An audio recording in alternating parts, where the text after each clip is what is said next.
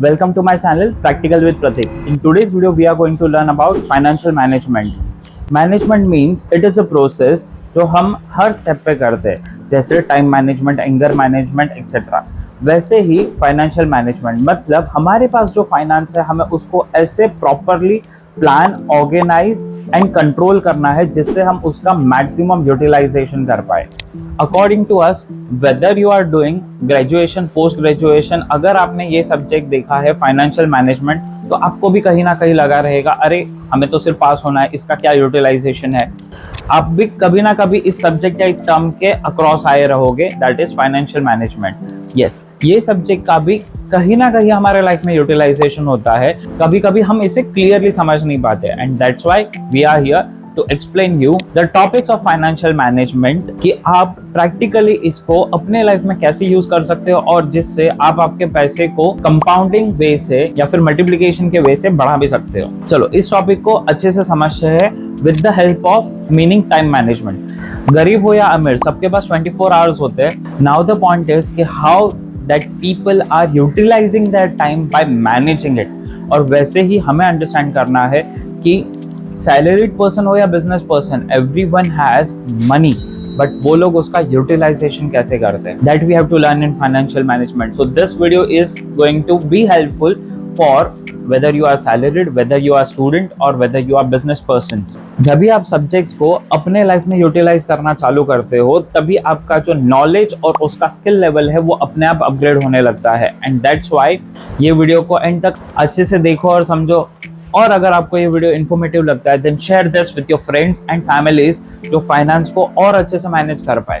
Okay, सो आज के video में हम फर्स्ट टॉपिक लेते हैं, that is time value of money. क्या आपने कभी सोचा है कि कुछ कंपनीज हमें ऐसा ऑफर करते हैं, इन्वेस्ट 1 लाख फॉर 10 ईयर्स और हम आपको 20 लाख रिटर्न करेंगे। तो आप ऐसा कभी कुछ सोचा है कि, तो हम यहाँ पे उल्टा कर देते हैं ना कि हम आपको 1-1 लाख एक साथ ही दे देते हैं, 10 लाख, आप एक महीने में या एक साल में भी चलो हमें 20 लाख रुपए रिटर्न दे। They will say no. The reason is वो हमसे सिर्फ पैसे नहीं ले रहे, लेकिन पैसे के साथ और एक चीज हमारे साथ ट्रांसैक्ट करते हैं, दैट इज द टाइम। जिस चीज के लिए हम उन्हें पैसा देते हैं। अभी हमने आज तक यही सुना है कि time is equal to money, but actually not. Time को हम सेव नहीं कर सकते जैसे पैसों को कर सकते हैं, टाइम को हम वापस कमा नहीं सकते जैसे पैसों को कमा सकते हैं। So time is not equal to money and that's the truth. That's why they are taking our time to increase the value of our money. अब इसी को अगर आपको स्मार्टली समझना है तो और एक एग्जांपल लेते। मेरा एक दोस्त था, उसे मैंने पूछा कि how much you invest and how much are your returns. तो उसने बोला कि Pratik, I am investing 50% of my investment in stock market and 50% of my investment in mutual funds. तो मैंने उसे पूछा कि तुझे ज्यादा रिटर्न किस में मिल रहा है? उसने बोला स्टॉक मार्केट, बट ऑब्वियस है। Then I asked him how. तो उसने बोला स्टॉक मार्केट में मुझे 45% का रिटर्न है, वेयर एज म्यूचुअल फंड में सिर्फ मुझे 22% का रिटर्न है।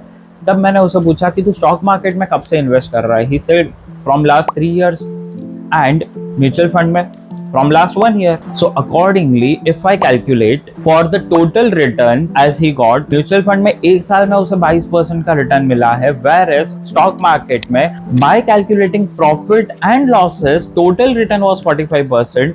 तो 45 डिवाइड बाय 3 मतलब उसका एक साल का अप्रोक्सीमेटली, अगर मैं सिंपल इंटरेस्ट भी काउंट करूं तो 15% का रिटर्न मिला है। अगर हम कंपाउंडिंग वे में जाएंगे तो ऑब्वियसली रिटर्न अलग होगा, बट बेसिक कैलकुलेशन के हिसाब से भी वो कम है, बिकॉज उसने कभी प्रॉफिट अर्न किया तो कभी लॉसेस भी झेला है। So accordingly whenever you are selecting your investment, you have to see कि उसमें कितने टाइम बाद आपको रिटर्न मिलने वाला है। जैसे सपोज इंश्योरेंस हम फाइनेंशियल सिक्योरिटी के बेसिस पे देखते हैं, लेकिन कुछ लोग ऐसे इन्वेस्टमेंट पे डालते हैं और ये सोचते हैं कि मैंने 1 लाख रुपया डाला, 2 लाख, 5 लाख डाला, लेकिन मुझे बाद में फ्यूचर में इतना पैसा मिलेगा। लेकिन उसके सामने आपका उतना नंबर ऑफ ईयर्स भी इन्वेस्ट होगा। That people need to understand, and that is the concept of time value of money. Share it with your friends and families जिनको लगता है कि हमें तो सिर्फ पास होना है या फिर पढ़ाई सिर्फ मार्क्स के लिए की जाती है। तो नहीं, एक्चुअली पढ़ाई का इस्तेमाल होता है, यूटिलाइजेशन होता है, अगर आपको प्रॉपर नॉलेज हो तो।